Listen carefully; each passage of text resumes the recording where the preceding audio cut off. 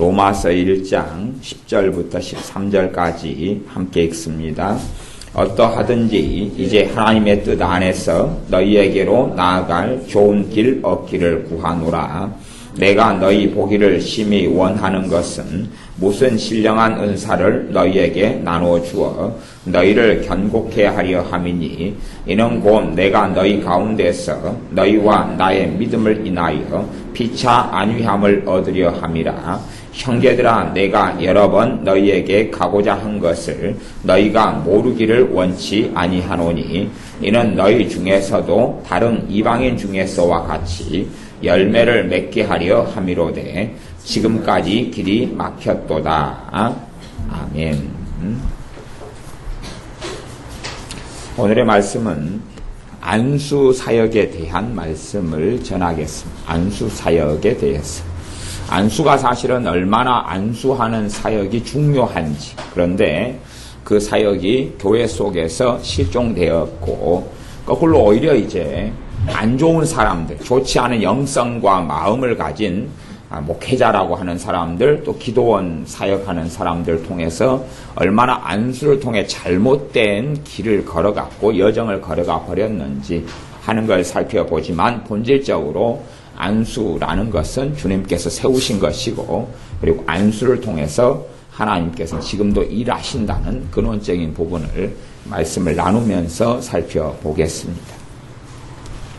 사도 바울이 10절에 보면 1장 10절의 로마서에 어떠하든지 이제 하나님의 뜻 안에서 너희에게로 나아갈 좋은 길 얻기를 구하노라. 구하노라 그 말은 기도하노라 그 말입니다. 하나님의 뜻 안에서 지금 사도 바울이 로마로 가고 싶다는 것입니다. 로마로 가서 로마에 믿는 신자들을 만나고 그들에게 다시금 복음을 전하고 설명하고, 말하자면 예수를 믿는 사람들도 항상 복음의 말씀이 필요합니다. 복음을 다시 전하는 게 필요하고, 한번 처음에 우리가 단순한 복음은 그런 것이에요. 예수님께서 이 땅에 사람의 죄를 짊어지기 위하여 오셨고, 우리의 죄를 짊어지고 십자가에 돌아가셨고, 그리고 이 예수를 믿는 사람마다 구원을 받는다. 그 예수님 십자가에 돌아가신 다음에 장사 지낸 지 사흘 만에 무덤에 계시다가 육체가 죽은 몸이, 그리고 다시금 3일 후에 부활하셨다. 그리고 승천하셨는데 다시 이 땅에 재림에 오셔서 그때는 이 땅을 심판하실 것이다 하는 것이 아주 간략한 복음입니다. 그러나 그 주님의 복음은 훨씬 더 광대하고 넓어서 최소한의 부분이 로마서 1장부터 16장까지가 복음에 대한 말씀이다 라고 지금 성경은, 로마서 1장은 그 부분을 말씀합니다.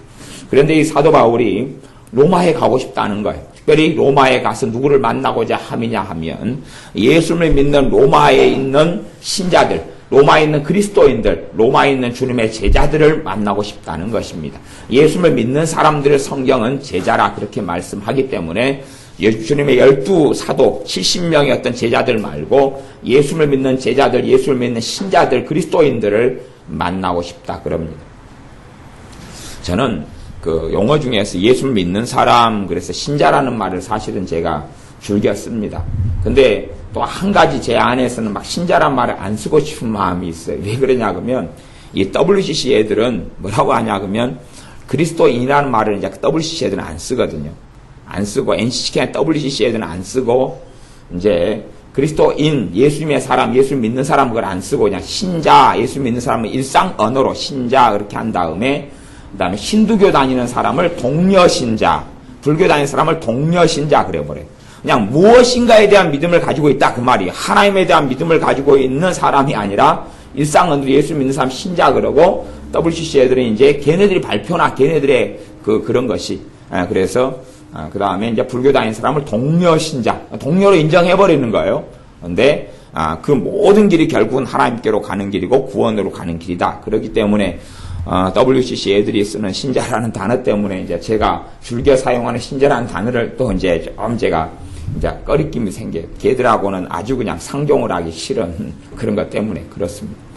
어쨌든 로마에 있는 그리스도인 예수를 믿는 사람들을 만나고 싶어요. 그래서 그걸 기도한다 그 말입니다. 그러나 하나님 뜻 안에서 때가 되면 만나고 싶은 것이지 억제로 강제로 그러기는 원치 않는데 어쨌든 기도하고 있는 것입니다. 그런 가운데 이제 그 이유, 가고 싶은 이유, 만나고 싶은 이유에 대해서 말씀하는데 1장 11절에 보면 내가 너희 보기를 심히 원하는 것은 얼마나 원하느냐? 아주 심히 원한다. 심히 원하는 것은 무슨 신령한 은사, 무슨은 이제 번역상 좀 미흡한 단어인데 어떤 이런 단어를 선택해야 됩니다. 어떤 신령한 은사, 신령한이 영적인 그 말입니다. 어떤 영적인 은사, 신령한 은사, 영적인 은사를 너희에게 뭐 해서요? 나누어 주어서 너희를 경고케 하려 함이니. 성경은 은사를 나누어 주는 은사가 부음받는 통로로 사람을 하나님은 사용하셨던 것을 봅니다. 은사와 하나님의 은혜가 나누어지고 부어진 통로로 성경 끊임없이 사람을 사용해 왔습니다. 사람이 그 통로로 사용해 왔어요. 물론 일반적인 하나님의 방식입니다. 일반적인 방식이지 모든 방법은 아닙니다. 말하자면 나 혼자 다락방에서 막 기도하다가 은사도 받고 은혜도 받고 그렇다 그 말이에요. 하지만 가장 확실하고 하나님께서 자주 쓴 방법은 성경에서 그 방법은 사람이었습니다. 또 어떨 때는 사람이 아니면 안 될 때들이 있었습니다. 말하자면 그 사람의 마음이 열려있고 회개하고 주님을 찾고 그러면 혼자 다락방에서 막 기도하면 됐지만 그 정도 믿음도 아니고 그런 신앙도 아닐 경우에 사용되는 것이 사람을 통한 방법이에요. 사람을 통한 방법. 그래서 사도 바울이 너희 보기를 심히 원하는 것은 어떤 신령한 은사를 너에게 나눠주고 싶다. 말하자면 은사의 통로가 되는 것이죠. 자신을 통하여서 로마에 있는 신자들이 뭘 받아요? 신령한 은사들을 받게 하고 싶다. 신령한 은사들이 임할 때에 너희가 견고해진다. 누구 안에서요? 예수님 안에서. 믿음이 견고해진다는 것입니다. 세상은 이 성령의 은사들, 신령한 은사들, 영적인 은사들이 없는 사람들은 믿음이 견고해지질 않습니다. 자주 의심 속에 살아가거나 아니면 하나님의 살아계신 역사들을 별로 보지 못하고 이성적으로, 단지 윤리적으로, 논리적으로 그렇게 생각하고 살아가지 확실한 믿음 속에 뿌리를 내리지를 않습니다. 물론 은사, 성령의 신령한 은사를 받았다 그래가지고 그 사람이 바른 방향으로 가는 것을 보장해 주지는 않습니다. 성령님의 은사가 그 사람을 올바른 방향으로 살게 하지는 않습니다. 그 은사를 통하여 그 사람들이 올바른 방향으로 살도록 도움을 줍니다만은 그러나 그것이 보장되는 건 아닙니다. 말하자면 여러분께서 자녀를 낳으신 다음에 어른들은 그래 자녀를 학교를 보내지만 내가 학교를 보내고 공부를 하도록 자녀를 보내고 때론 학원을 보내는 것이 아이가 공부 잘하는 걸 보장하지는 않지요. 그러나 부모가 학교를 전혀 안 보내고 한글도 안 가르치고 말하는 것도 안 가르친다면 아이는 말하는 거나 공부나 이런 걸 거의 배우지 못할 거예요. 그런 거하고 똑같습니다.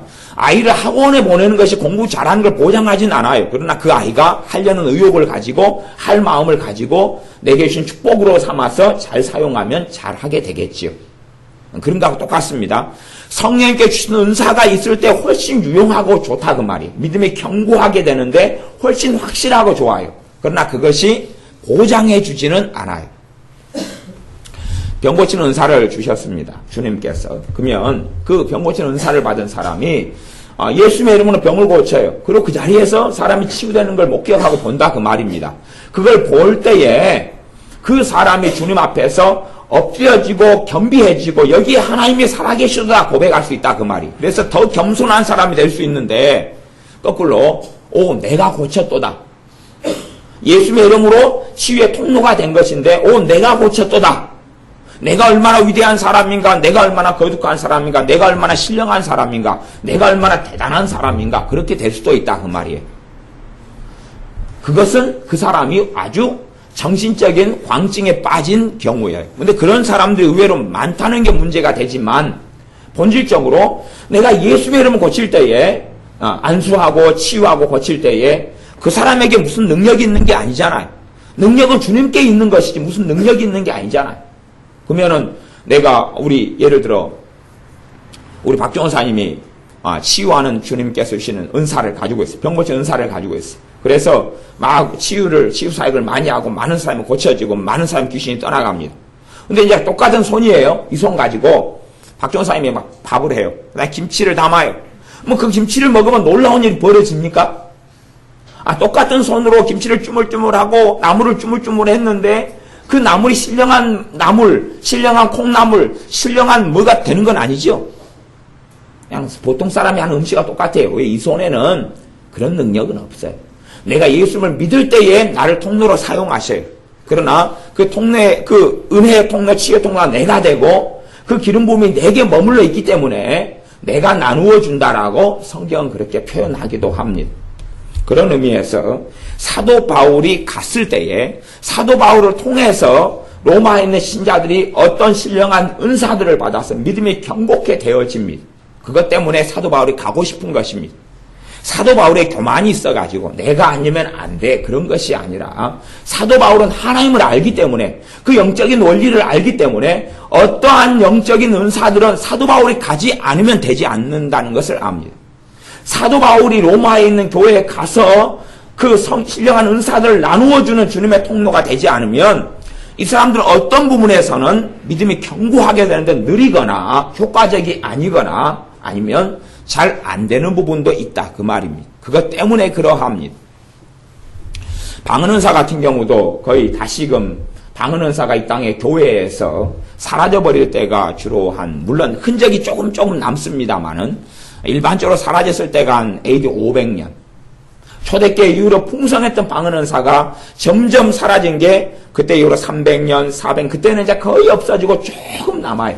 그러다가 한 500년 그때 그냥 그 역사의 기록은 이쪽 저쪽 그렇습니다만은 흔적은 조금 있습니다만은 그냥 교회에서 로마 가톨릭으로 변질된 더러운 교회가 아닌 이상한 것이 장악하면서 어찌됐든 그래도 믿는 신자들 바알에게 무릎 꿇지 않은 7천여는 교회 속에 끊임없이 남아 있었으니까.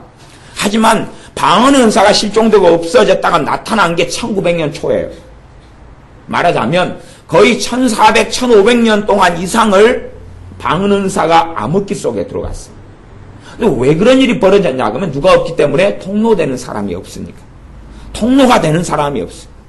그 사람을 통하여 방언은사가 임하는데 그 정도의 기름 부음 받거나 그 정도의 성령의 은사가 되는 통로되는 사람이 없기 때문에 그러합니다. 그런 사람이 없으니까 사실은 실종되고 없어져 버린 것이. 그래서 가령 우리 박전사입니다. 그러면 박전사님을 통해서 방언은사를 받은 사람 막 10년, 20년, 30년도 방언은사를 못 받다가 방언은사 받은 사람이 굉장히 많아요. 굉장히 많아요. 그러니까 통로가 되는 거죠. 그런데 다른 사람들 이봉 교사님을 통해서 방언은사 받은 사람이 굉장히 많아요. 외국에서 프랑스에서 미국에서 전화를 통해서 방언은사를 받기도 해요. 그런데 다른 사람들이라면 그런 일은 안 벌어지죠. 그 사람이 통로가 되니까. 그러니까 주님께서는 내 통로가 될 사람을 찾아요. 주님께서는 주님의 능력의 통로, 치유의 통로, 은사의 통로, 권능의 통로가 될 사람을 찾아요. 아무나를 통해서는 역사하실 수가 없으세요. 그걸 기억하셔야 됩니다. 믿는다고 해서 아무나를 통해서 하나님의 능력이 나타나진 않아요. 그럴 수밖에 없는 영적인 진리와 원리가 있어요. 그렇기 때문에 그 부분 때문에 사도 바울이 누구보다도 초대교회인 로마의 교회, 주님을 사랑해서 주님 때문에 핍박을 받는 걸 감수했던 로마의 교회, 그 로마의 교회 교인들에게 내가 너희 보기를 심히 원하는 것은 무슨 어떤 신령한 은사들을 너희에게 나누어 주었어. 너희를 견고하게 하는 은사를 이야기하는 것입니다. 은사는 은혜로 받는 선물을 은사라 그래요. 은혜로 받는 선물. 그러니까 일반적으로는 성령님의 은사들을 말씀하고 이야기합니다. 그렇기 때문에 그걸 나누어 주어서 견고하게 하려 한다고 믿음을 견고하게 하려 한다. 저는 예전에 저는 하나님에 대해서 불신을 했습니다. 교회를 일찍부터 다니기 시작해 5살 때 다니기 시작해도 제가 예수님 영접했을 때가 18살. 13년 동안은 교회를 그냥 다녔어요. 그냥 다녔어요. 습성적으로 다녔어요. 다녀서 맨 처음에는 집 위에 있는 집에서 하는 교회 다녔다가 그다음 천막교회에 좀 오래 다녔다가 그다음에 이제 중학교 정도 돼 가지고는 이제 제가 세례받은 그 교회로 옮겼어요. 그 교회로 옮긴 다음에도 교회에서는 세례받으라 그랬어요. 자꾸만 세례받으라 그랬는데 사실 제가 예수님을 안 믿는데 뭐 세례를 받겠어요. 그때 되면 제가 땡땡이 부활절 되면 교회 안 가고 성사일 되면 자존심이 얻어먹으러 가면 안 된다. 네, 제가 친구들 그러고 내가 내 얻어먹으러 교회 가는 사람 아니야? 그러면서 하나님에 대해서는 안 믿었어요. 의심이 있고 불신이 있었어요. 그게 이제 그 죄가 좀 들어와 있었어요. 그 다음에 예수님을 영접하고 방언이 터지고 은혜를 받은 다음에도 한 번씩 뭐가 솟아나냐고 의심이 솟아났어요. 의심이. 왜? 제가 어릴 때부터 키워왔기 때문에 의심이 한 번씩 솟아났어요. 의심하고 싸우는 제 방법은 뭐였냐 그러면 그냥 방언이었어요. 왜냐하면 갑자기 그냥 7월 31일 날 방언이 막 터지고 임했거든요. 제가 고등학교 2학년 때 예배당에서 함께 기도하는 제 어머니라든지 목사님 사모님이라든지 막 함께 있는 데서 저는 방언이 터졌거든요. 그러니까 그런 상황 속에서 제가 의심이 한 번씩 올라오면 제가 방언을 했어요. 방언을. Why can why this, why this. 봐라. 내가 전혀 알지 못하는 이것이 어디서 왔느냐. 하나님이 살아계시기 때문에 예수님의 이름을 통하여 영적인 어느 방언이 왔구나. 로스 캄바 why this 로스 라디스 로켄 why this. 호니스 호켄 why this 로비스. 도대체 내가 알지 못하고 내가 방언을 기도하려 그러면 무슨 말을 할지 전혀 모르는 상태에서 내게 나오는 거거든요. 그 다음 말도 모르고 그 다음 말도 모르고 그 다음 말도 모르고 나오는 건데 그것을 내가 지금 어디에서 받았겠느냐. 내가 기도하면서 예수의 이름으로 주님을 찾고 회개하면서 임한 방언. 그러니 하나님이 살아계시지 않느냐. 안 그러면 내가 조작하고 만들어내야 되고 짜집게 해야 되거나 그런 이상한 이 땅에 존재하지 않는 언어 같은 그런 것은 내가 신경도 안 쓰거나 전혀 모를 터인데 그러면서 제가 의심하고 싸운 제 방법은 사실은 방언이었어요. 한참 의심만 오면 방언을 했어요. 의심만 오면 봐라 제가 제 입으로 방언하면서 저한테 하는 말이 야 봐라 하나님이 살아계시니까 이걸 하지. 봐라 하나님이 살아계시니까 이걸 하지. 내가 뭐 미친 거냐 지금 정신이 멀쩡해가지고 아까 공부하고 멀쩡해가지고 아까 수학 문제 풀고 멀쩡해서 아까 영어 하다가 멀쩡해서 아까 낮잠 자다가 멀쩡해서 내가 이러고 있는데 내가 미친 것도 아니고 내가 방언을 지금 하고 있는데 하나님이 살아계신 증거가 아니냐.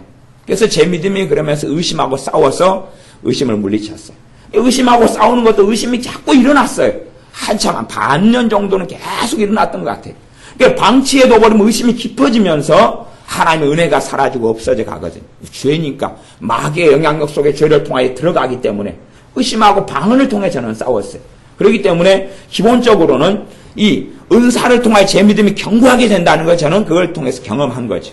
경험했어요.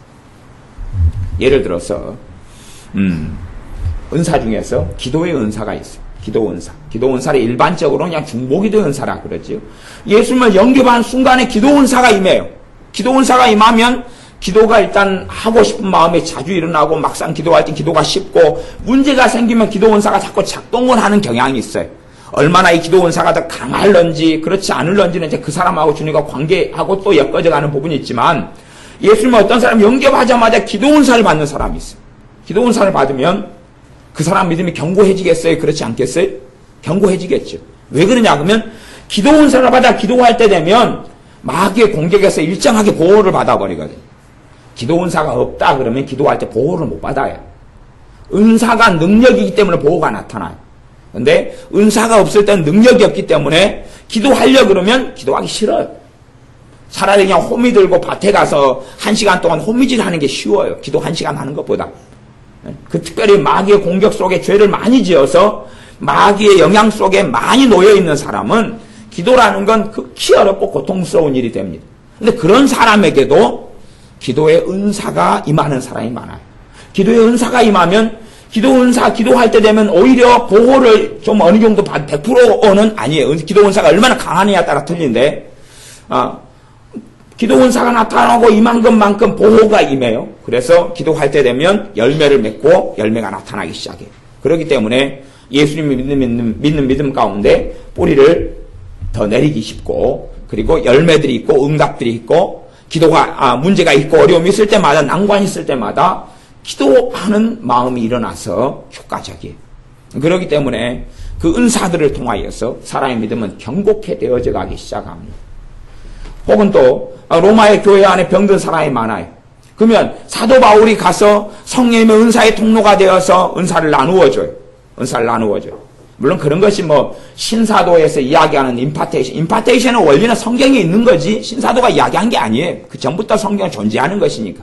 어쨌든 간에 뭐 신사도가 뭔지 잘 모르시죠? 제껴놓고 아는 사람은 다 알아서 그 복잡한 문제가 있어요. 신학적으로. 근데 어쨌든 간에 성령의 은사가 사람을 통로로 해서 주어진다고 지금 성경이 이야기하고 있고 성경은 그렇게 내내 입증해 왔어요.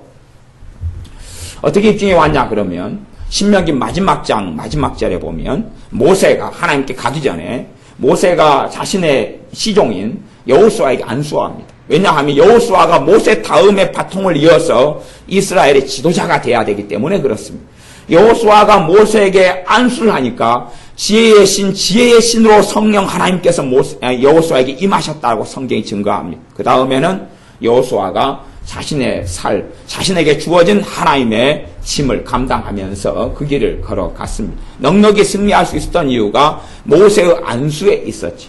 모세의 안수를 통하여 지혜이신 성령님께서 임하신 사건에 있었습니다. 그렇지 않으면 여호수아가 넉넉하게 감당하지 못했을 것입니다. 또한 사울 왕이 청년 사울, 열등감이 있고 때론 겸손도 있고 그러면서 잊혀진 사람, 그 청년 사울이 사무엘 선지자를 만나서 기름을 붓습니다.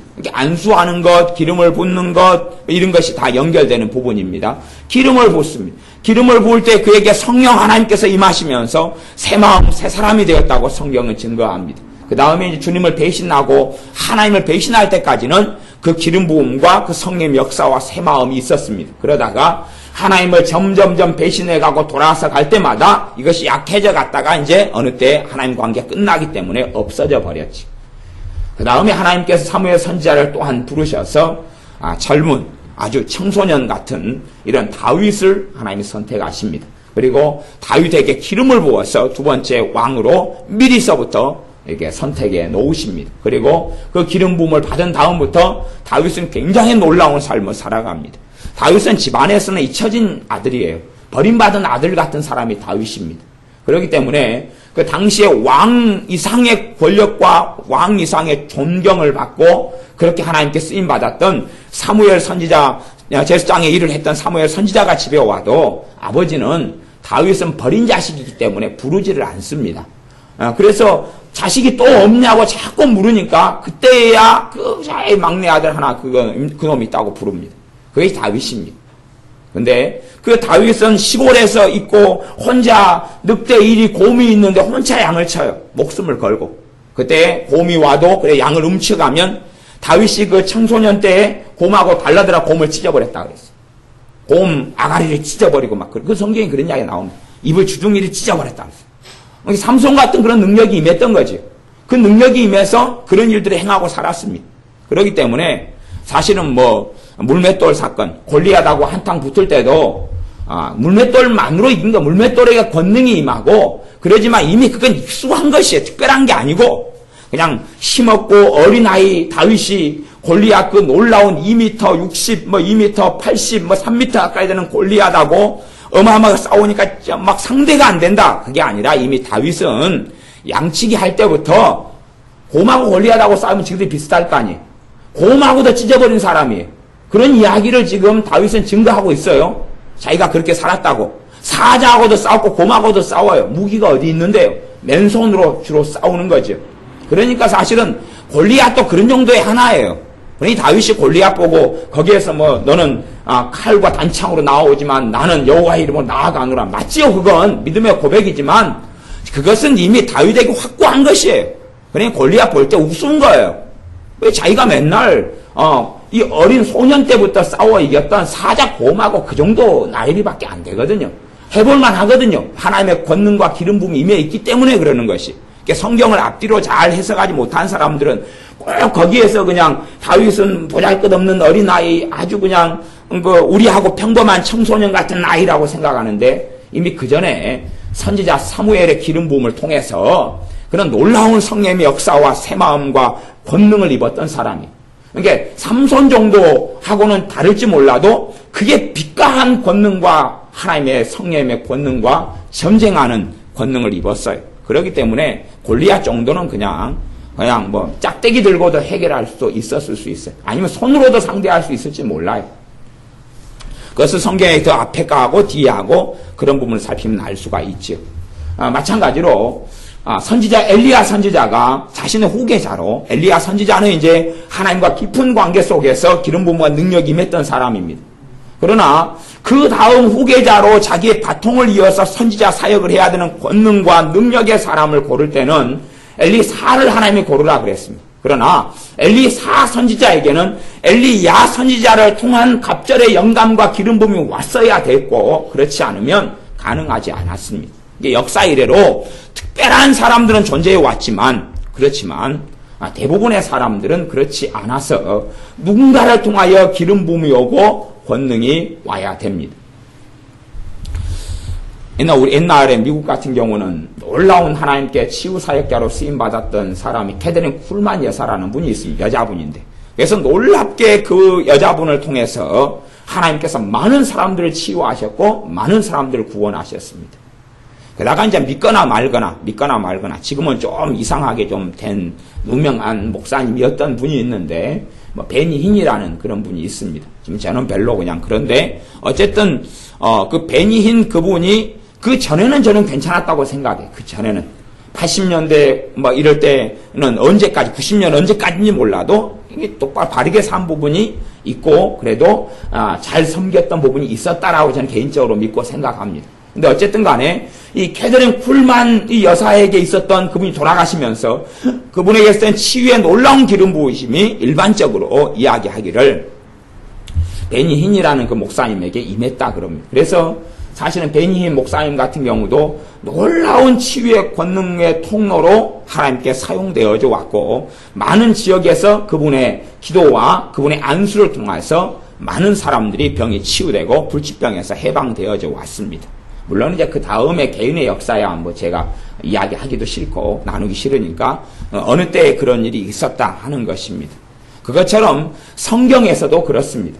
사도 바울이라 할지라도 누구를 통해서 기름 부음 받습니까? 누구를 통해서 안수를 받습니까? 주님의 제자 아나니아를 통해서 그랬다는 사실을 성경은 정확하게 기록하고 있습니다. 성경의 사도행전에서는 주님께서 다메섹에서 사도 바울을 만나주셨습니다. 만나시면서 사도 바울이 주님께 들은 것은 책망이었습니다. 사울아 사울아 너가 어찌하여 나를 핍박하느냐. 너가 가시채를 발길질하면 너만 상하지 않느냐. 우리가 성길 난다고 말하자면 탱자나무를 이렇게 막 빽빽한 옛날엔 탱자로 울타리를 만들었잖아요. 집마다. 성길 난다고 탱자를 발로 막 차면 탱자가시에 우리 발만 상하지 않아요. 그것처럼 너가 그렇게 해봐야 너만 고통이고 너에게만 마귀역사가 심하고 너에게만 절망이 오고 너만 하나님과 멀어지고 하나님의 심판을 받을 수밖에 없다는 주님의 말씀입니다. 그 책망을 듣고 난 다음에 이제 내가 너에게 행할 길을 보이겠다. 그러니 이제 가 있어라. 그리고 이 사람이 소경이 됩니다. 소경이 된 다음에 3일을 식음을 전폐하면서 기도할 때에 주님께서 자신의 제자 아나니아에게 나타나십니다. 주님의 제자는 12명만이 아니라 70명만이 아니라 더 많이 있었습니다. 더 많이 있었어요. 그런데 주님의 제자 아나니아에게 나타납니다. 그가 70명 중에 속하였는지 다른 부류에 속하였는지까지는 모릅니다. 12제자는 당연히 아니었죠. 주님의 제자 아나니아에게 나타나서 가면 사울이라는 청년이 지금 기도 중인데 너가 가서 안수해서 눈 다시 뜨게 하고 소경이 됐는데 눈 다시 보게 하고 성령으로 충만하게 하라. 성령 충만하게 하라고 말씀했습니다. 그때에 아나니아가 가기 싫어했습니다. 왜냐하면 그 사울이라는 사람이 얼마나 무섭고 얼마나 큰 권세를 대제사장이나 받아와서 예수님 믿는 사람을 핍박하려고 이 다메섹으로 왔다는 것을 알기 때문에 그렇습니다. 그렇기 때문에 안 간다 그럴 때에 주님께서 내가 택한 그릇이다. 그러니까 가라 그럽니다. 그래서 이 아나니아가 주님 말씀대로 가서 안수하여 다시 보게 하고 성령 충만하게 하신다라고 안수하면서 아나니아에게 놀라운 성령 충만이 임하며 그가 눈을 뜨게 되었습니다. 그런 것처럼 그런 하나님의 역사가 사람을 통해 이루어진 역사가 성경에는 계속하여 기록됩니다. 빌립 집사님이 놀라운 치유의 권능이 있었고 복음 전도자였습니다. 7 집사님 중에 한 명이었던 빌립 집사님이 사마리아 성에 전도하러 갔습니다. 그 전도를 통하여 많은 사람들의 귀신이 떠나가고 그리고 질병이 치유됩니다. 예수님을 믿고 영접하게 됩니다. 그러나 아무에게도 성령 하나님께서 임하시지 않았습니다. 아무에게도 성령 세례가 임하지 않았습니다. 그때에 그 소식을 듣고 예루살렘에 있었던 주님의 사도 중에서 베드로와 요한 사도가 사마리아로 내려옵니다. 그러면서 베드로와 요한 사도가 성령님께서 임하시기를 안수하고 기도합니다. 그런 연후에 사마리아 성의 신자들이 성령 세례를 받습니다. 예수님을 세례 요한을 통해서 믿었던 사람들이 에베소에 몇 명이 있었습니다. 그 중에서 사도 바울이 세례 요한을 통해서 예수님을 믿게 된 사람, 그 사람을 몇 명 만났는데 그 사람들이 12명이었습니다. 12명을 만나가지고 그들에게 먼저 묻습니다. 예수를 믿는데 그들이 무능하고 무능력하고 아무 힘이 없고 비참하게 살아가는 여정 속에 있었던 것 같아요. 묻습니다. 그들에게 보자마자 너희가 믿을 때에 성령님을 받았느냐? 너희가 믿을 때에 성령님께서 임하셨느냐라고 물었습니다. 그때에 그 사람들은 우리는 모른다. 우리는 성령님께서 계심도 못 들었는데 어떻게 성령님께서 우리에게 임하셨겠느냐라고 말하는 것입니다. 그래서 사도 바울이 다시금 예수님의 복음을 차근차근히 더 구체적으로 하나씩 설명해서 가르친 다음에 그 다음에 이제 예수님의 이름으로 세례를 다시 주었습니다. 그 전에는 세례 요한이 준 세례만 받았고 다시 예수님의 이름으로 세례를 다시 준 다음에 그 다음에 다시 성령님께서 임하시기를 안수하여 기도하며 그 사람들에게 성령 세례가 임하면서 12명이 성령 충만을 받았습니다. 그래서 성경은 끊임없이 구약이든 신약이든지 간에 하나님께서는 사람을 통로로 사용하여 역사하시고 일하신다고 말씀해 오고 있습니다. 다시 이제 로마서 이 뒤에 부분만 좀 설명하고 잘못된 안수, 바른 안수 그런 부분을 좀 더 다루겠습니다. 12절 이는 곧 내가 너희 가운데서 너희와 나의 믿음을 인하여 피차 안위함을 얻으리 함이라. 사도 바울이 가가지고 이 로마에 있는 신자들의 믿음을 통하여 자신의 믿음을 통하여 안위 위로를 받는다. 서로 간의 위로를 받는다는 것입니다. 무엇을 통해서요? 믿음을 통해서. 믿음을 통해서 성령의 권능이 임하고 은사가 임하고 치유가 나타나고 그 다음에 이 로마에 있는 신자들이 성령 충만해지고 변화가 나타나고 사도 바울이 가서 성령의 은사를 나누어주고 통로가 되어서 그러니까 이 로마에 있는 사람들이 무능력한 삶을 살다가 은혜가 충만한 삶을 살고 주님을 더 사랑하게 되니까 이들의 믿음이 충만해서 사도 바울을 보고 위로가 되고 사도 바울도 그런 걸 보고 위로가 된다 그 말입니다. 주님이 살아계시구나. 끊임없이 우리와 함께 하시는구나. 우리의 여정과 삶의 길을 주님이 계속하여 인도하고 계시는구나 하는 그들의 믿음을 통하여 열매가 나타나니까 이들의 서로 간의 믿음을 통하여 하나님의 은혜의 역사가 나타나기 때문에 그렇습니다. 그래서 어떤 사람이 바르게 예수님을 믿느냐 그렇지 않느냐는 어떤 부분을 알 수 있냐면 바르게 믿으면 참된 믿음이 증가해 갑니다. 하나님 말씀에 입각한 바른 믿음이 증가해 가요. 그러나 이 사람이 정상적으로 어떤 사람이 믿지 않으면 믿음 증가가 되지 않습니다.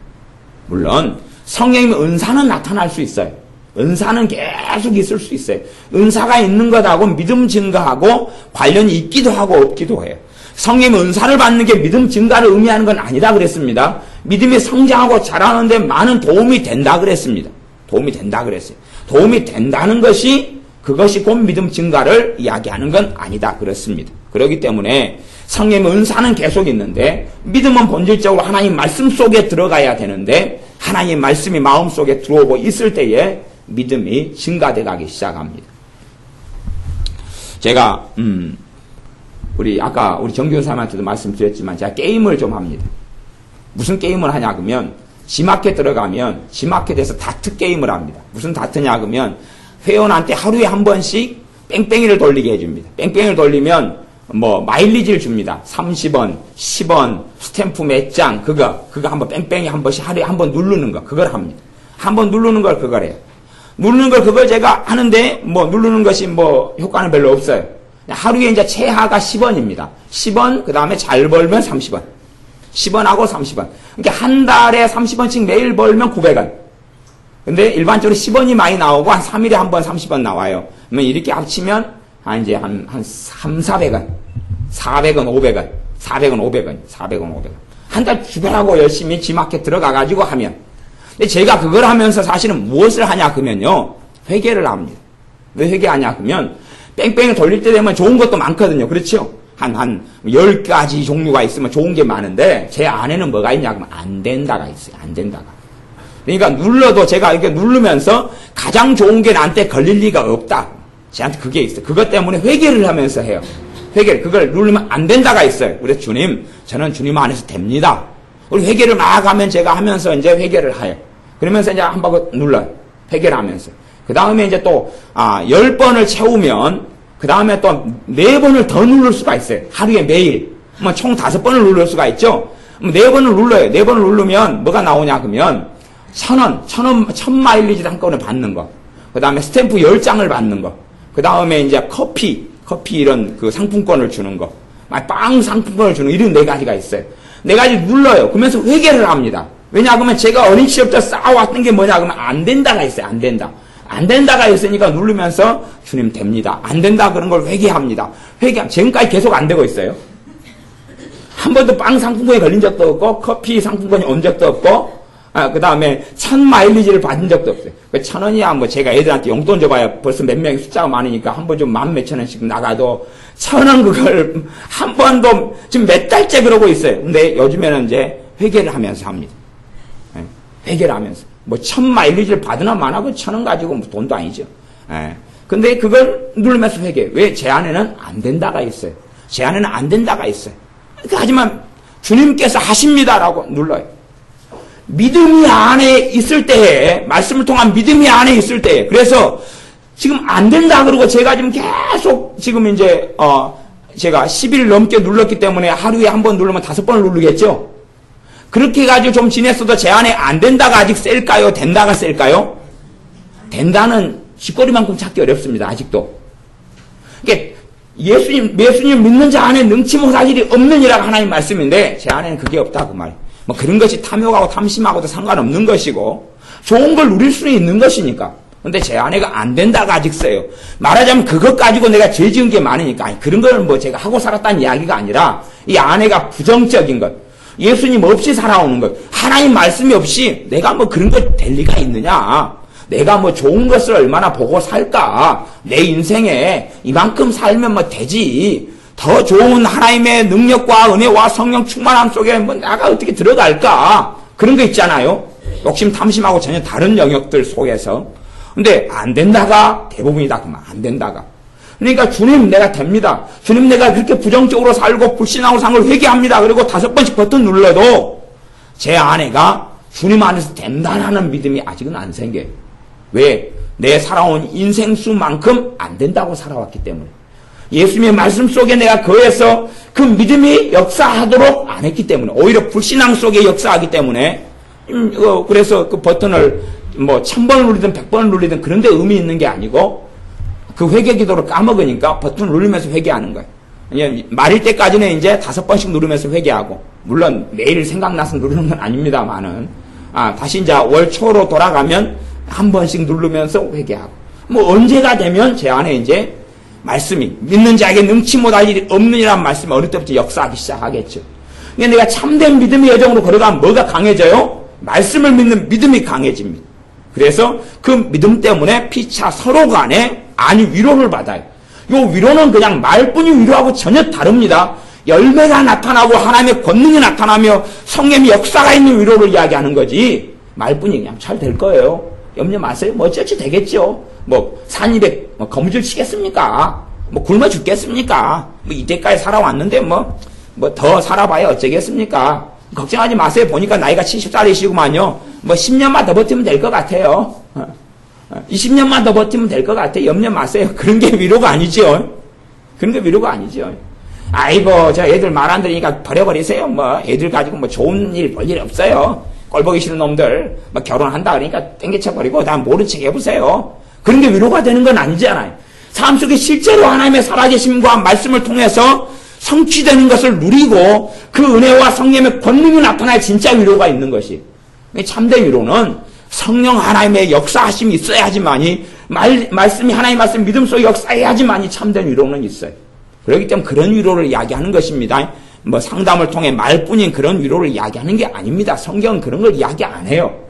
그런 건 별 볼 일 없는 거예요. 진리를 통한 위로가 아닌 건 능력이 없어요. 마음 안에 하나님의 평강을 가지고 하나님의 기쁨을 가져오고 하나님의 용서하심과 내 죄 사함과 내 마음을 새롭게 하는 그런 진정한 위로를 가져오지 못합니다. 13절, 형제들아 내가 여러 번 너희에게 가고자 한 것을 너희가 모르기를 원치 아니하노니 가게 한 것을 여러분이 좀 알았으면 좋겠습니다. 이는 너희 중에서도 다른 이방인 중에서와 같이 열매를 맺게 하려 함이로되 지금까지 길이 막혔도다. 그러니까 사도 바울이 여러 번 가려고 로마에 가려고 막 시도했던 이유는 이 로마에 있는 신자들도 다른 지역에 있는 이방인들, 갈라디아 땅, 소아시아 땅, 부르기아 땅, 길리기아, 지역들, 그런 여러 이방인들처럼 뭘 맺게 하려고요? 열매를 맺게 하려고. 사도 바울이 가기를 정말 원하는 거, 사도 바울이 가면 열매를 맺도록 도와줄 수 있으니까. 열매를 맺도록 은사가 임하고, 기름 부음이 임하고, 성령 충만이 임하고, 하나님 말씀의 진리를 더 가르치고, 복음을 더 깊이 가르쳐서, 삶 속에서, 인생사 속에 아름다운 열매를 맺게 할 수 있으니까. 그러니까 내가 너희에게 가고자 한다 하는 것입니다. 어떤 이든 그렇게 말할 겁니다. 당신이나 나나 똑같이 당신이나 나 똑같이 그런 이야기가 아닙니다. 그런 이야기가 아니에요. 지금은 이제 이 안수 사역, 기름 부음 사역, 또 안수를 통해서 치유하는 것, 안수를 통해 귀신을 쫓아내는 것, 사실은 그런 거에 대한 믿음들이 이제 한국 교회에서나 전 세계 교회에서 실종되고 사라져버립니다. 하지만 성경은 사실은 굉장히 중요하게 가르치기 때문에 로마서 복음을 이야기하는 이 서두 1장에서 그런 이야기를 하고 있어요. 1장에서. 사실은 어떤 면에서 2장, 3장, 3장, 6장, 7장, 8장 다 어마어마하게 중요한 장들이 포진되어 있는데 별로 중요하지 않은 이야기 같은 것을 이 중요한 복음을 이야기하는 로마서에서 1장에서 이런 부분을 꽤 길게 쓴다는 것을 이해를 하셔야 됩니다. 그래서 이제 악한 사람들일수록 안수를 잘못 사용합니다. 그러니까 마음의 심령이 악한 사람들은 안수를 할 때 그 사람이 귀신의 통로가 되어서 누가 들어가요? 귀신이 들어가요. 내가 미혹의 영에 들려있다 그러면 미혹의 영이 침투에 들어가 버려요. 그런 일들이 벌어집니다. 그런 일들이 간간히 벌어져요. 그렇기 때문에 어떤 이들은 안수 받는 것을 주의하라, 그런 지혜로운 말을 할 수밖에 없습니다. 사실은 그러나 그것이 실제로 어떤 미혹행에 사로잡힌 사람이 있다. 그래서 내가 그 안수를 받는다 그래서 미혹행이 또 바로 들어오는 성질하고는 또 다릅니다. 들어올 수도 있고 안 들어올 수도 있어요. 들어올 수도 있고 안 들어올 수도 있어요. 왜냐하면 내가 주님을 향하고 있는 한은 많은 문제가 없지요. 실제로 1000명 교회에서 목사님이 미혹행에 들었다. 1000명 된 교인을 다 안수했다. 그때 미혹행이 다 들어갔다. 그럼 말이 안 되는 이야기가 되거든요. 말이 안 되는 이야기. 그 사람이 영적으로 깨있고 성령 역사 속에 있으면 좋은 안수는 받아들여지고 좋지 않은 것은 자연히 효과나 열매가 없게 됩니다. 왜냐하면 그 사람이 주님께 속하여 있기 때문에 그렇습니다. 그러나 그렇지 않는 사람은 이 잘못된 심성을 가진 사람이 잘못된 영을 가진 사람과 만나면 더 심해지고 더 악해져 갑니다. 그런 일들이 있기 때문에 안수를 아무에게나 함부로 아무 곳이나 가서 받지 말라. 그런 부정적인 이야기를 할 수밖에 없습니다. 그러나 반면에 이제 사실은 제가 목회하는 제 입장으로서, 사역을 하는 제 입장으로서도 사실 좀 곤란한 이야기는 있습니다. 어떤 곤란한 이야기냐 그러면 사실 우리 사역하는 사람 입장에서도 이렇게 안수를 하고 하잖아요. 제가 안수를 별로 하는 걸 별로 안 좋아하는데 실상은 이제 안수를 할 때 되면 제가 주님 앞에서 이 손에 남은 능력이 없거든요. 그렇죠? 근데 주님께서 명하셨어요. 너희는 안수하라. 기름을 바르고 안수하면서 병을 고치고 안수하면서 하나님 앞에서 교인들, 성도님들 섬결하라고 말씀하셨어요. 그게 하나님의 명령이기 때문에 그렇기 때문에 안수를 이제 하게 되어져요. 근데 문제는 성도님들 안수할 때 되면 귀신의 역사, 그 사람에 있는 귀신의 역사가 저한테 타고 올라올 수도 있어요. 타고 올라와요. 제가 안수를 막 집회 때나 하다 보면 팔이 여기까지 마비가 돼요. 근데 그걸 좀 방치해두면 여기까지 타고 올라와요. 마귀 역사가 뻣뻣하다 이제 공격을 받아요.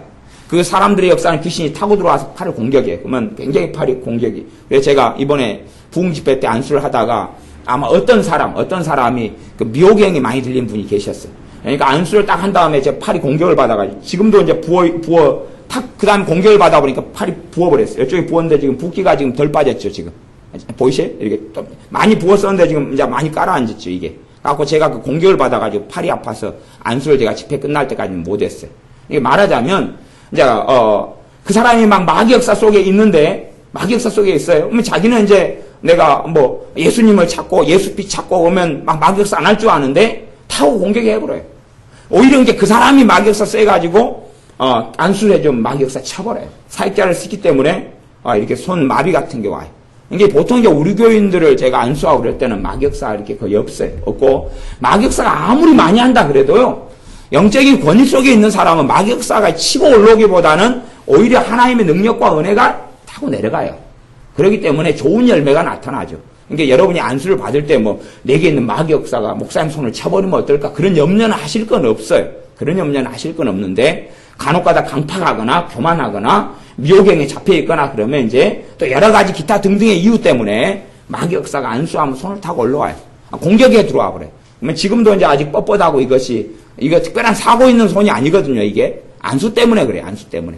그렇기 때문에 사도 바울이 디모데에게도, 자신의 영적 아들이며 주의 종 디모데에게도 너가 경솔하게 안수하지 말아라. 함부로 안수하지 말아라고 말씀해요. 실제로 안수할 때 가장 큰 문제가 벌어지는 건 그 사람이 죄를 회개하지 않아요. 회개하지 않으면서 이제 성령의 능력하고 그 사람의 죄를 통해 역사한 귀신하고 부딪혀버려요. 아마 사역자가 덤태기를 써버려요. 그 사람이 회개하지 않는 부분에서 기도 사역을 해줘버려요. 그러면은 공격에 들어와 버려요. 그것 때문에 사실은 진지하게 회개하라고 말씀을 드리는 거고, 죄를 가르쳐 드리는 거고, 죄를 깨닫도록 말씀을 통해 도와주는 거예요. 그렇지 않으면 아무리 어린 아이라도 안수를 좀 해주게 되면 그 아이에게 역사한 귀신이 차고 공격해버려요. 공격하기 때문에 저도 여러분은 잘 모르시지만은 안수를 좀 하고 다니면 여기까지 빳빳해져요. 그러면은 빨리 팔을 털고 축사를 해요. 축사래가 팔이 좀 정상으로 돌아오면 또 안수하고, 한참 그러면 또 팔이 또 공격을 받아요. 그렇기 때문에 사실은 공격받는 걸 좋아하지 않잖아요. 제가 안수를 안 좋아하는 것은 제가 변태가 아니기 때문에 그렇습니다. 자꾸 안수를 좀 해주면 다시 팔이 뻣뻣해지고 공격을 받아요. 영적인 공격을 받으니까 다시 털고 다시 한 다음에 다시 하고 그런 것을 반복해야 되니까 사실은 제가 안수를 별로 즐겨하지 않지요. 또 다시 털어야 되고 아프고, 그것보다는 내가 앉아서 내 기도하고 싶은 거죠. 사실 여러분의 중보기도 해주고 하지만 그냥 기도하고 싶은 거죠. 그래서 안수학을 별로 안 하지만 하나님 말씀에는 안수가 그래 중요하다. 그래서 히브리서 말씀에는 히브리 6장 같은 데는 안수가 얼마나 중요한 기초적인 교리에 속하는지 그런 부분을 말씀하고 있습니다. 마태복음 10장에 있는 말씀을 하나를 보면서 말씀을 마무리해 가겠습니다. 마태복음 10장에 있는 말씀입니다.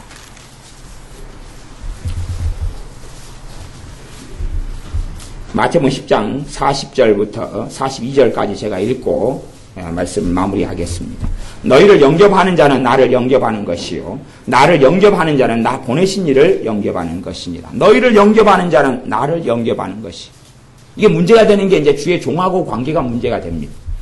이제 주의 종이 인간적, 육적인 사람이 아주 많습니다. 아주 많습니다. 그렇기 때문에 아무나 주의 종의 타이틀을 가지고 있다 해서, 그래서 주의 종으로 인정을 하고 목사님이라는 자리에 있기 때문에 존경은 할 수 있어요. 존경하는 것하고 그 사람이 말하는 얼토당토한 것을 받아들이는 것은 전혀 다른 문제입니다. 그가 모세의 자리에 앉았고, 주의 종이기 때문에, 목사님이기 때문에 설교자의 자리에 앉았고, 그러니까 하나님의 종의 자리에 있기 때문에 존경은 하는 것하고 그 사람이 다 맞다 그런 건 전혀 아닙니다. 그렇기 때문에 많은 주의 종들이 육적이고, 많은 주의 종들이 악하고, 많은 주의 종들이 탐욕적이고 이기적이고 육신적이고 인본주의적이고 쾌락주의적이고 그런 것들이 많다는 것은 기본적으로 기억을 하셔야 됩니다. 그럼에도 불구하고 이제 똥인지 된장인지 구분하는 것은 내가 해야 될 몫에 많이 속합니다. 똥이 된장인지 똥을 갖다가 국을 끓여 먹어도 좋아하는 사람도 있습니다. 똥인지 된장인지. 근데 그까지는 이제 각자의 몫인데 어쨌든 지금 주님의 말씀은 뭐냐 그러면 주님께서는 사람을 통해서 주의 종들을 통해 일하신다는 것이, 물론 주의 종이라는 개념은 훨씬 생각외로 포괄적인 개념이 있습니다. 말하자면 이 땅에 신학교를 나와가지고 목사 안수를 받았다 그래서 주의 종이 된다, 그것만 된다 이런 건 아닙니다. 미국 같은 데나 다른 서구의 시스템 속에서는 신학교 아니고도 목사 안수를 받아서 그냥 교회 회중들이 이 사람 우리 목사님으로 하자 그러면 목사님이 되는 거예요. 그것이 그런 시스템, 그걸 회중교회라 그럽니다. 그리고 사실은 그런 시스템은 현 시대에서는 많이 있어야 된다 그렇게 봅니다.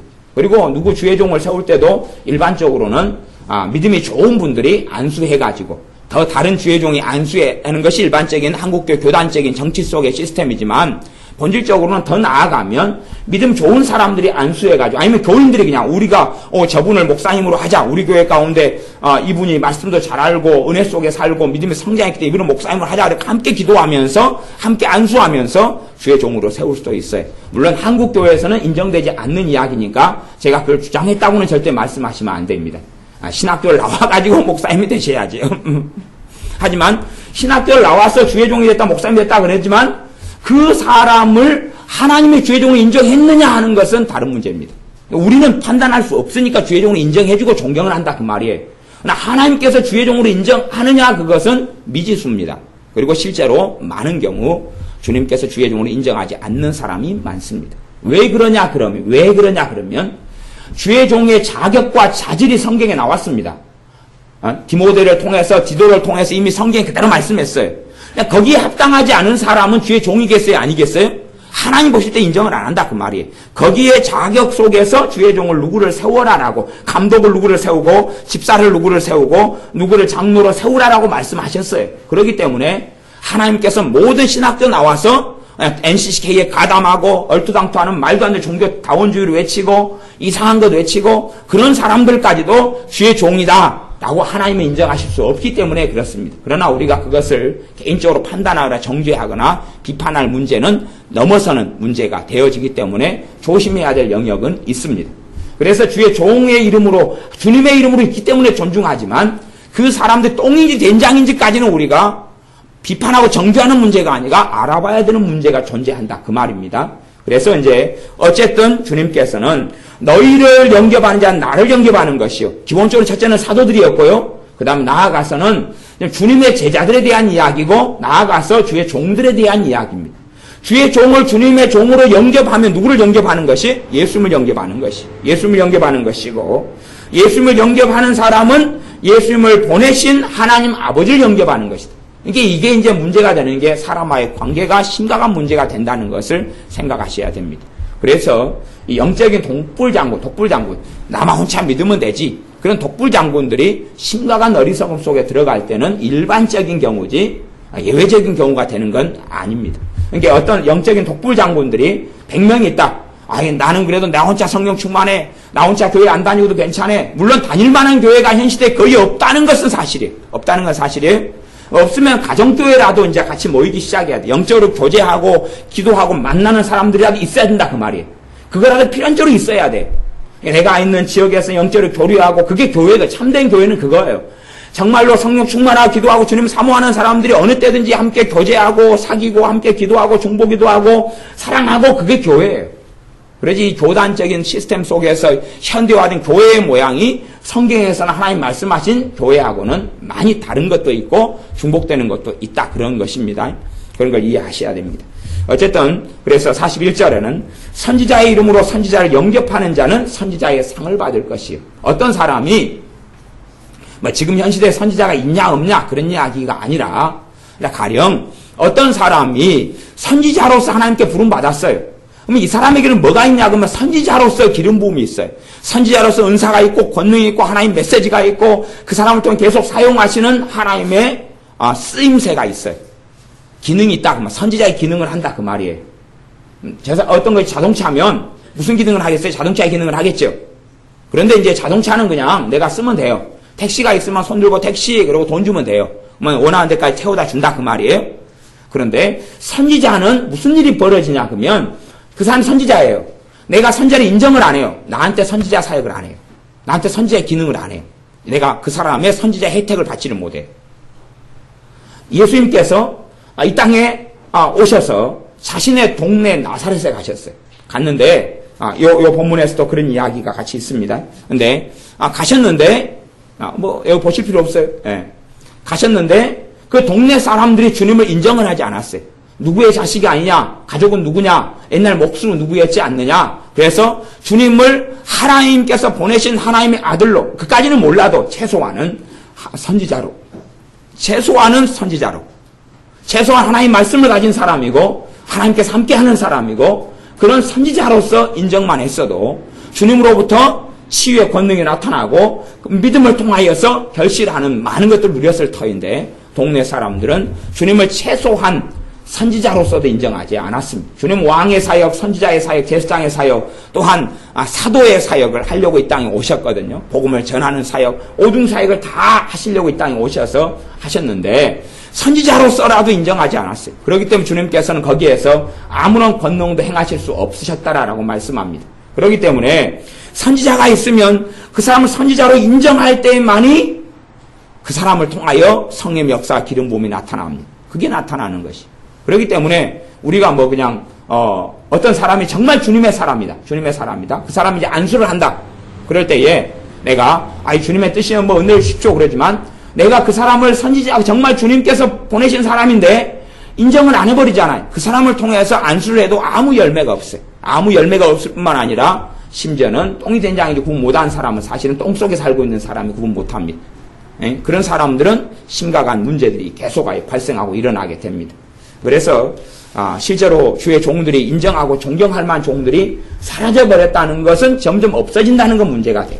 그리고 실제적으로 더 심각한 문제는 교회 안에서 안수사역이 사라져버리는 거예요. 형식적인 안수사역이 있지만 과거에 부흥사들이 많았고 부흥회들이 많았을 때는 안수사역이 많이 있었어요. 그걸 통해서 회개가 터지고 성령 세례가 임하고 성령 충만이 많은 이런 일들이 교회 안에 많이 있었습니다. 지금은 이제 그게 점점점 사라져버려요. 심지어는 안수만 좀 했다 그러면은 신사돈이 뭐니 해서 정죄하고 공격하고. 그래서 전에 유명한 통합측의 목사님이 치유 은사를 좀 강하게 받으셨었는데 그분이 제가 그분 집회에 참석했었더니 그분이 그렇게 말씀하시더라고요.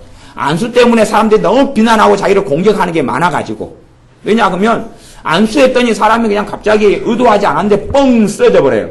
쓰러지니까 뻥 쓰러지는 일이 벌어지면 한국 교회에서는 신사도라고 매도를 해버리거든요. 신사도라는 것이 이제 이단하고 사이비하고 좀 다른데 아직 안 좋은 거다 그런 쪽으로 이제 돼 있는 거 있습니다. 돼 있는 게 있는데 물론 틀린 게 많고 안 좋은 게 많아서 그런 안 좋은 부분에 대해서는 제가 성경 공부할 때나 이런 걸 가르쳐 왔습니다만은 어쨌든 간에 매도를 해버려요. 기도를 좀 안수를 했는데 사람이 막 쓰러져 버리고 그러면 신사도가 주로 이제 뻥뻥 넘어뜨리는 그런 것을 그 신사도 가운데서 토론토 축복 비냐드 교회 좋은 아노트 목사님 이런 양반들 그쪽 계열에서 한국으로 많이 들어왔어요. 들어와가지고 넘어뜨리는 걸 합니다. 그러니까 우리나라에도 그 송기시 장로님 치유사역 하실 때 되면 넘어뜨리는 걸 같이 해요. 근데 송기시 장로님 넘어뜨리는 거야 저는 나름대로 괜찮다고 생각해요. 근데 이제 스태프진들이 넘어뜨릴 때 되면 좀 문제들이 많이 있어요. 무슨 문제가 있냐 그러면 안 넘어지면 교만한 사람이고 안 넘어지면 막 강팍하고 그런 이상한 생각과 사상을 가지고 있는 부분에서는 아주 잘못된 영역 속에 그래서 손장님 같은 경우도 스태프진들을 똑바로 가르쳐야 되는 말씀으로 넘어지는 것이 그걸 추구하는 것의 위험성도 가르쳐야 되고 그거에 대해서 잘못된 것도 다 정리해야 되는 문제가 있습니다. 그래서 그런 넘어지는 것을 원하는 게 아니에요. 넘어지냐 안 넘어지냐 아무 문제 없어요. 넘어져서 열매가 있을 수 있지만 아무리 넘어져도 열매 없는 경우가 더 많아요. 우리 주님께서 사람들이 칼과 몽치를 가지고 주님을 잡으러 왔는데 겟세마네 동산에 누가 예수냐 그랬더니 나다 그러니까 다 쓰러져 버렸어요. 다 넘어져 버렸어요. 갖고 다 쓰러지고 기절하는 데 갔어요. 주님께서 다 깨웠죠. 쓰러졌는데 깨웠어요. 하나님의 능력이 압도되어서 사람들이 쓰러졌다 그 말이에요. 그러나 그들은 깨어나고 정신 차려서 아무 일도 없었어요. 계속 주님 잡아갔어요. 아무 일도 없었어요. 그러니까 쓰러지고 넘어진다 해서 무슨 일이 있는 게 아니에요. 저도 뻥뻥 넘어뜨리고 잡아뜨리는 이런 것이 한국교회 유행을 했었어요. 90년 이런 초반부터 이 캐나다 토론토에서 배워가지고 목사님들이 배워가지고 와가지고 그걸 막 퍼뜨리기 시작했어요.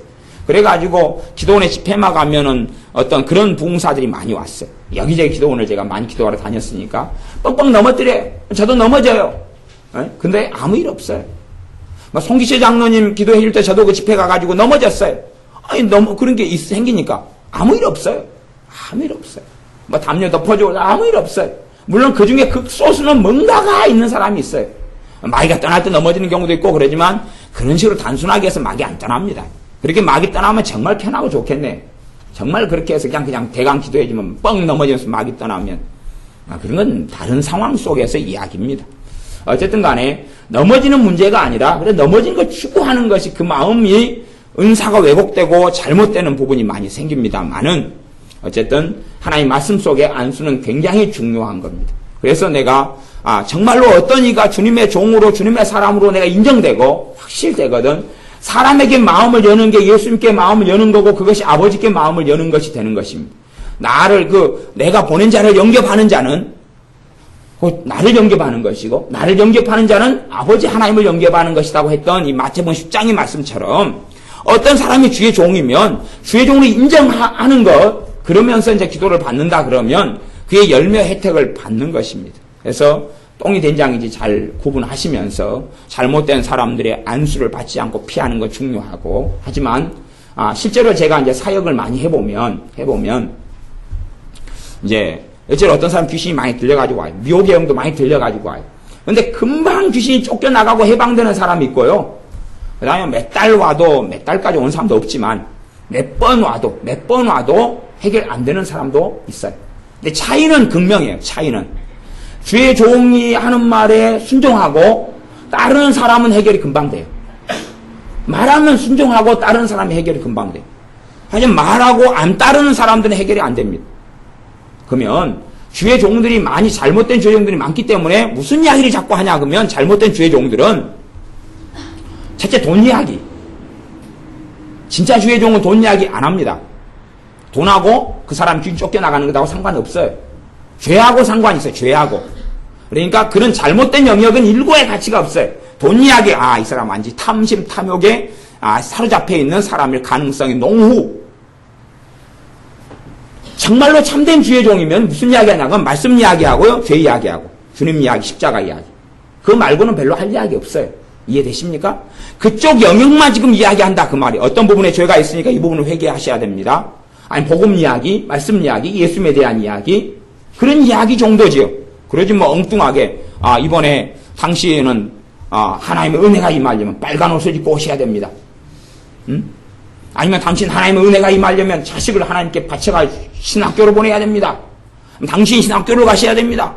뭐 그따위 이야기 안 한다 그 말이. 그런 것은 자기의 영역이 아니에요. 그런 이야기를 하는 사람은 이미 이 사람 잘못됐구나. 그런 걸 알 수가 있어요. 그러니까 예언을 해주더라도 예언 가운데서 막 얼토당토하는 예언들이 있어요. 말하자면 하나님의 말씀은 항상 조건적이에요. 조건적. 기도하면 응답해주고 그것도 믿음으로 기도하면 응답해주고 그런 거죠. 근데 그냥 예언이 되니까 아무 조건이 없이 너에게 좋은 일이 생기리라. 너가 지금보다 훨씬 더 아름다운 자리에 서리라. 너가 지금보다 더 위대한 하나님의 영광을 보리라. 아무 조건이 없어요. 그러면 그건 거짓말이다 그 말이. 아무 조건이 없이. 그러면 예언 안 받았으면 그런 일이 없겠네요. 예언 받았으니까 그런 일이 벌어지겠네요. 그러니까 사람들은 자기가 아무 일도 하지 않고 그런 황홀한 예언을 들으려고 해요. 그러니까 그런 사람하고 맞는 사람들이 예언이랍시고 그런 걸 해줘요. 그런데 너가 정말로 겸손하면 더 낮아지면 하나님의 큰 은혜가 임하리라. 성경에 있는 거예요 그거. 그치요? 겸손한 자에게 하나님의 은혜가 있다는 베드로 사도를 통한 말씀들부터 해서 야고보서도 말씀이 많이 있잖아요. 그런 것 하나님 말씀은 조건적이라는 사실. 교만하면 하나님이 너를 치시고 대적하시리라. 맞는 거구나. 그런데 그런 것 없이 앞으로 너에게는 은혜의 날만이 펼쳐질 것이다. 지금은 젊었을 때까지 당시 힘들었지만 노년이 돼서는 큰 하나님의 은혜 속에 휩싸이게 될 것이다. 아무 조건 없이. 그런 것은 잘못된 예언이다 그 말이. 그것처럼 우리가 병원에 가서 내가 치과 의사에게 이빨을 치료하러 갔어요. 그러면 어떤 것에 대한 지시에 우리는 순종해야 돼요? 이빨 치과 치료하는 지시는 순종. 입 벌리세요? 더 크게 벌리세요? 계속 벌리고 있으세요? 갖고 이제 입을 못 다물도록 옆에다가 이제 쫙 뭘 이렇게 씌워요. 씌우고, 그다음 비닐을 집어넣고 막 그런 경우도 있어요. 저도 당해봤어요. 입 벌리라는 게 더 크게 벌리고, 다물지 마세요. 다물지 말고. 입으로 다시 컵에다가 물 아그러글 해가지고 부으세요. 그러면 그렇게 하고. 갈 때 나중에 각을 하나 지금 처방했으니까 그거 사가지고 가서 각을로 해가지고 치료되는데 병균 침입하지 않도록 하세요. 그러고. 그 부분에는 순종해야 된다. 그 말이에요. 그러니까 어떤 주의 종이 참된 주의 종은 그쪽 영역에서만 이야기하는 거예요. 딴 부분이 아니에요. 딴 부분이 아니에요. 당신이 사는 집이 야리무리게 하기 때문에 다른 집으로 이사 가셔야 됩니다. 막 그따위 소리 안 한다 그 말이에요. 그런 게 아니에요. 그런 게 아니라 그 영역에 있어서 이야기하고 그 부분에 있어서 순종할 때 그쪽 영역이 해결돼 간다 그런 말이에요. 그런 부분에서 참된 주의 종은 이야기하고 그럴 때에 그 주의 종의 이야기에 순종하는 것이 그 권위에 순종하는 것이 물론 그 부분만 그러는 거예요. 그러지 주의 종이 남의 교회까지 간섭해가지고 당신이 교회 옮기셔야 됩니다. 어디 떠나셔야 됩니다. 어쩌셔야 됩니다. 그따위 이야기하면 그건 아니에요. 그건 다 개인에게 다 다 개인의 자유의지에 달린 거기 때문에 어디 교회를 옮기십시오, 어쩌십시오, 어디를 가십시오, 그딴 이야기는 안 해요. 그러니까 주의 종들이 잘못된 사람이 굉장히 많으니까 여러분이 기본적인 지혜를 가지고 그런 걸 분별을 하셔야 됩니다만은, 그러나 하나님의 방법은 사람이고 사람을 통해서 역사 이르러 구약이든 신약이든 지금까지 내내 행해 오셨다는 가장 기본적인 하나님의 방법은 이해를 하셔야 돼요. 그래서 교회 안에서야 안전한 관계들이기 때문에 여러분이 기도를 받으실 때나 이럴 때 마음을 열고 기도를 받으시고 그때 더 많은 좋은 열매들이 나타나게 되어집니다. 또한 여러분들이 나중에 그런 하나님의 은사들의 기름 부음 받고 그리고 준비되어지고 겸손케 되어지는 가운데 다른 사람들을 섬기고 나아갈 때에 함께 주님을 닮아가며 더 선하고 아름다운 열매들을 사도 바울이 원했던 대로 또한 주님께서 원했던 대로 우리의 삶 속에 더 선하고 좋은 열매들이 맺어질 것입니다. 기도하겠습니다. 아버지 하나님, 우리가 주님께서 사람을 통하여 일하시며 역사하시는 것을 배우고 듣사오매 우리에게 분별력을 더하여 주셔서 똥인지 된장인지 악한 정말로 주의 종이라는 감투는 쓰고 있지만 늑대와 이리인지 아니면 참된 주의 종인지 분별할 수 있는 시각과 분별력을 주시며 지혜를 허락하여 주시옵소서.